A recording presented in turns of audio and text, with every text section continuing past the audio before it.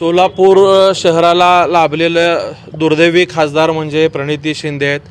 त्यांच्या बुद्धिमत्तेची मला कीव येते।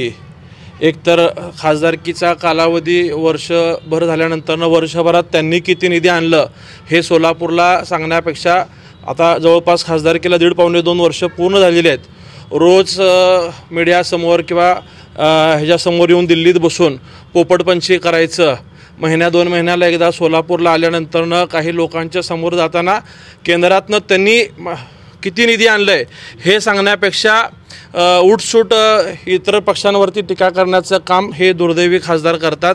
काल ग्रामीण भागात त्यांनी एक स्टेटमेंट केलं, त्याचा व्हिडिओ आज प्रसारमाध्यमांमधून आम्हाला ऐकायला मिळालं।